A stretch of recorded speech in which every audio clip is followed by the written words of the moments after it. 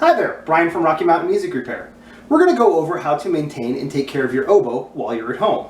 All the resources that we are going over today are available on our website, Rocky Mountain Music Repair, for free download. We're going to be covering our daily, weekly, and yearly maintenance for the instrument.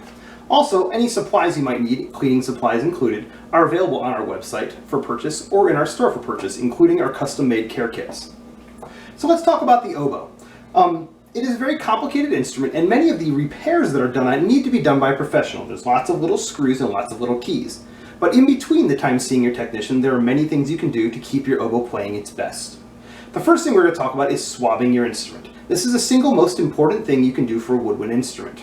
By swabbing your instrument, you're taking out any excess moisture and thereby making the life of the pads a little longer. So after every time you play your oboe, you should take off your reed carefully, and we'll talk about that in a second, and then we're going to swab out the instrument. Always use a swab specifically made for an oboe. Oboes have a very small bore, or the hole that's going through, and if you put the wrong size in there, it can get stuck pretty easily. If you ever do get your swab stuck, make sure to go to a repair shop and have them take it out for you. Don't try to take it out yourself. So our swab here has a little weight on the end, and simply we're going to drop it down the bell until we see it coming out the other side, right there. Then we're going to make sure that our silk swab has no knots in it. Once again, if there's any knots or buildup on this swab, it might get stuck. And then we're just going to draw the swab through once or twice. If we do that after every time playing, that will eliminate a lot of the problems and make the life of your pads much longer for your instrument. So once again, all the way through, you see the weight, and we just pull it through. And I'm pulling nice and gently. If I feel it sticking at all, I just stop. The worst thing you can do is get a swab stuck in an oboe. I've seen some pretty nasty ones.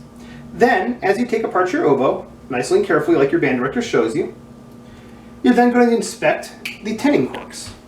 These are the corks here which hold together the pieces of the oboe. And more importantly, they also create a seal of air to make sure your notes are good.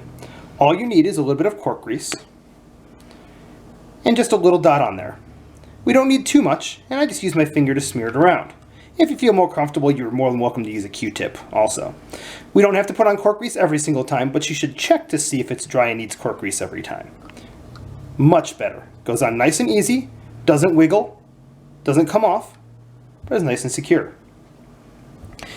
When you take your reed off of your oboe, you want to make sure that it's in somewhere safe. The case that oboe reeds come with is sometimes very good, but you can also get these little reed holders. There is one in the care kit that are very nice, and all they do is hold your reed so the tip is protected and doesn't get bumped.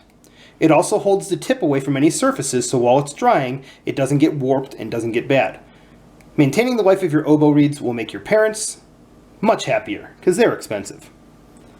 Once a week, we recommend wiping down your instrument just of its fingerprints. If you have a wood oboe, you may need to oil it, but that's something you might want to consult your technician to see, and just to get our fingerprints off and make it nice and clean. Finally, the last thing we're going to show you today is oiling the keys. Oiling the keys on an oboe is very important. It makes it quieter when you're playing. It also lubricates all the mechanisms to move faster. And maybe the most important, it stops water and moisture from getting inside the key. There's a steel rod inside the keys for an oboe, and should moisture get in there, it could rust and make the keys bind, creating a much bigger problem down the line.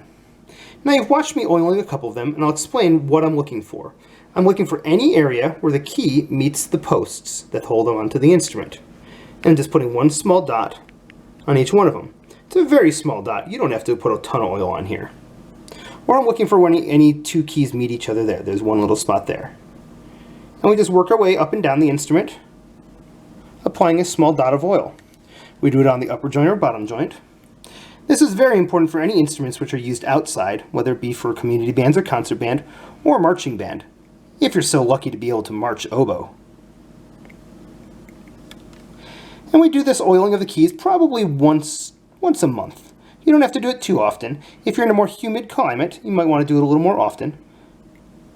Or if you hear your keys get a little bit rattly or clacky, you might want to do that as well. Beyond that, your oboe should be brought into a professional shop about once a year, or if there's any issues. You want to have a professional technician go over and look at all the adjustments. Never, ever, ever, without proper training, should you take a screwdriver and turn any of these little screws on there. Whether it be you or your private lesson teacher, let the technicians that are really good at it and do this every day take care of it for you, and it'll make sure your oboe is nice and happy and playing its best possible. For any other questions, contact us at our shop or go to our website, RockyMountainMusicRepair.com. Hope to have you playing oboe for a long time and that you'll be nice and happy with our help.